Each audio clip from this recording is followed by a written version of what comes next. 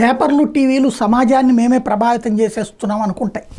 కానీ ఇది రీచ్ అయ్యేటటువంటిది అది చదివే వాళ్ళ దగ్గరికి మాత్రమే.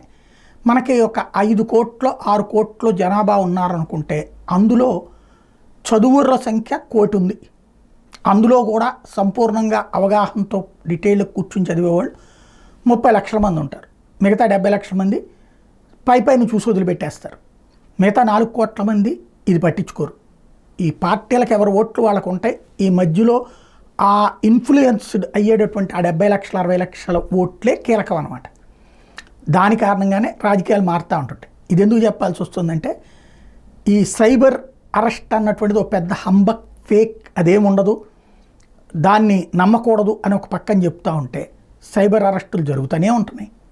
తాజాగా మరొకసారి సైబర్ అరెస్ట్ పేరుతో ఒక వృద్ధుడి దగ్గర నుంచి దోచేసినటువంటి సంఘటన ఆవేదన కలిగించేటటువంటి అంశం. పాపం అనకాపల్లి జిల్లా నర్సీపట్నానికి చెందిన 71 ఏళ్ల రిటైర్ అయినటువంటి ఉద్యోగిని సైబర్ నేరగాళ్ళు ఏకంగా 1,40,00,000 మేర కాజేశారు. మీ అకౌంట్కి సంబంధించి భారీ కుంభకోణం జరిగింది, డిజిటల్ అరెస్ట్ అయ్యారు అంటూ సైబర్ నేరగాళ్ళు ఆయన్ని ఫోన్లో తీవ్రంగా బెదిరించేశారు.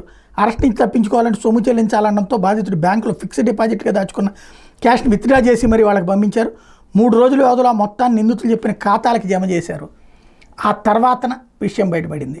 పాపం ఇప్పుడు అలాగంటే వాళ్ళు అన్యాయం అయిపోతున్నటువంటిది దేశంలో బోల్డ్ ఎంతమంది వృద్ధులని. అంటే ఇక్కడ జరుగుతున్నది ఏంటంటే బ్యాంకుల్లో ఎవరో వీళ్ళకి ఫీడ్బ్యాక్ ఇస్తున్నారు, ఎవరిది ఫిక్స్డ్ డిపాజిట్లు ఉన్నాయి, ఎంత డబ్బులు ఉన్నాయి, ఇట్లాంటిది.